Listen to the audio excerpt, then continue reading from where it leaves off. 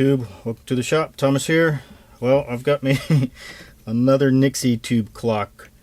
This one's a little bit different than the other one in the sense that it uses LC513 tubes. They're a little bit smaller tubes than the IN12s that I used last time. And just like last time, this is a kit. And actually, the kit came from the same guy that did the other one. I'm trying to remember what the guy goes by. Retro-Nix is the guy. And I actually bought this some months back and just hadn't been able to get to it. But if he's still on eBay, I'll have a link in the description below.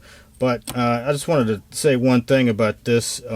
This is almost identical, and as far as I can tell, in almost every way to the other one in the assembly process. So really the only thing that's different is the vertical board because of the pin layout.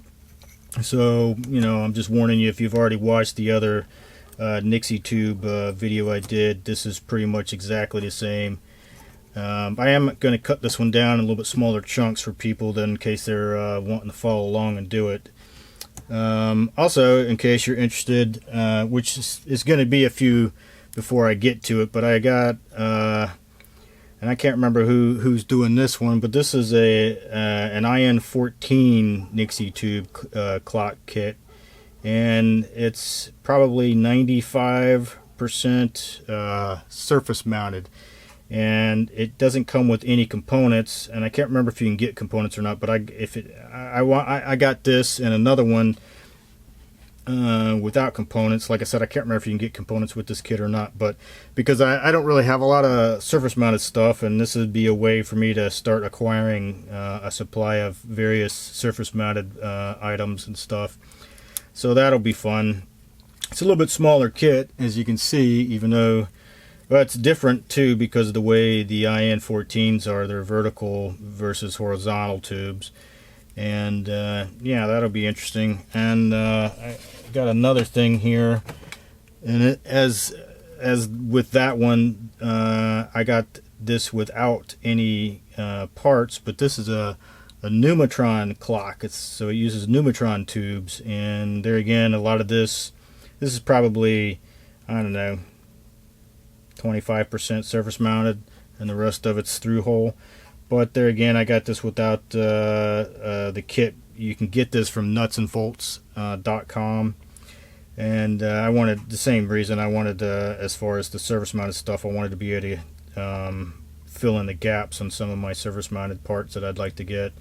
And also, you know, with these kits, one of the reasons why I get these kits is so I can study the boards and the chips and, you know, the schematics and stuff, so I can get a little bit more understanding of what's going on, and I can look up data sheets, etc., etc. But that'll be interesting, and just like the other one, that's going to be a little ways off. But let's get back to this one. So I've taken everything out, and I'm kind of just basically separating things so to make it easier, because there's a lot of little transistors in here, and there's a lot of MPS A42s and A92s, so I'm gonna separate all that stuff. And I noticed too on this one, he because like the last one he sent, I think if I remember right, he sent different kinds of LEDs, so, and I replaced them with I think they were diffused, and I didn't like that, so I put flat top clear ones because they shine out the top instead of out the sides, and I thought that looked a lot better. And it looks like he changed the kit up on that as well, which I think is better personally. But yeah, so I'm gonna probably start off with the jumpers, and I wanted to point out a couple things about the jumpers in case you haven't seen the other one. That's what the solid line is. You got to, you know, several of them, but the one thing that you need to know is IC3. There's a little tiny jumper that goes right there, so you got to make sure you don't forget that one. So yeah, so I'm gonna go ahead and finish separating everything, and then I'll be back. Alright, so the first thing I'm going to do is I'm going to put those jumpers in, because I just think they're the easiest thing to put in. Actually, I need one more jumper right there. And just put them up.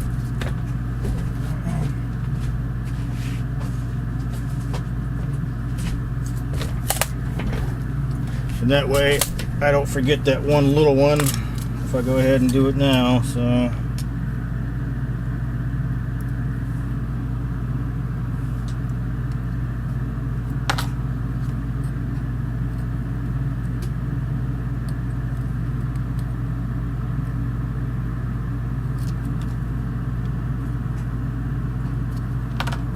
after that, I'm going to put the IC sockets in, because I find it's easiest to put them in while the board is still relatively flat.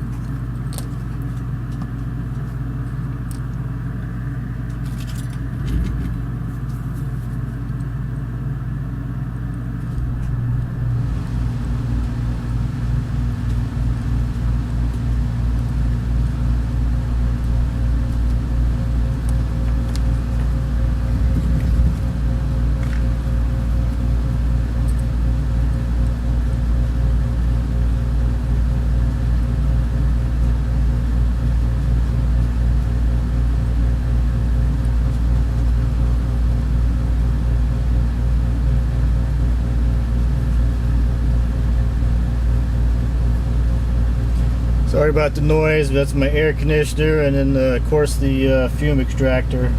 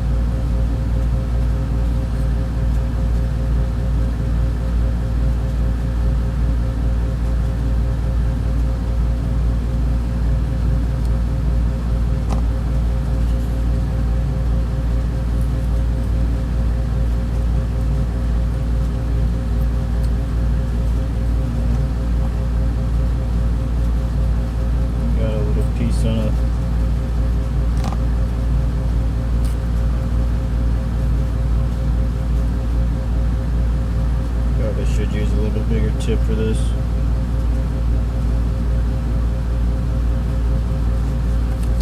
think I will.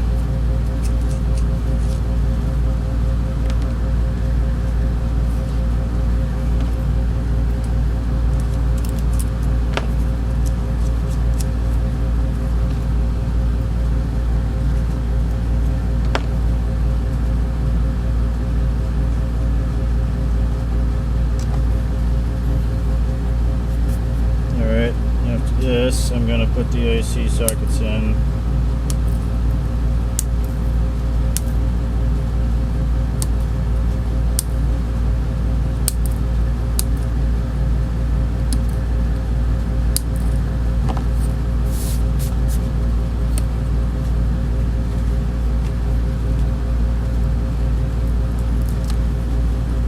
And if you look right here on the sockets, they've got a little notch on all of them, and you want to make sure that when you put the sockets in, they have a little notch as well.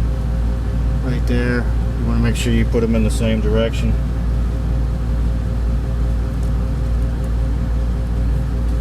Same thing with the actual ICs. They've got a little cutout, as it were.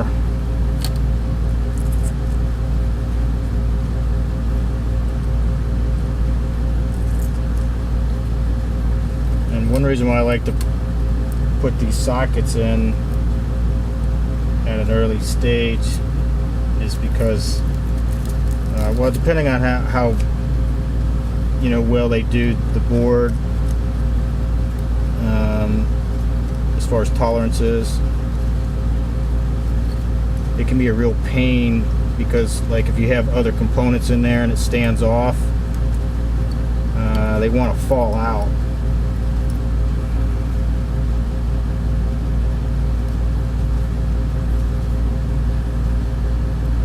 And then they won't be flat, and it doesn't look very good. I don't know why I can't get this one in. Why are you not going in?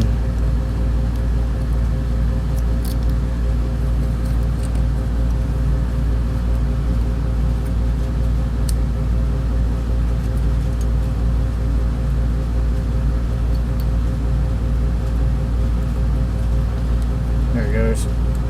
Most of these are pretty tight, except for that one. So I just want to flip it over, hold that one in, and now they're on there really well, so you don't have to worry about when you flip it back over them not being seated all the way. And also what you might want to do is do one corner, the other corner, do one on each corner, and then flip it over and check it, make sure it hasn't come out.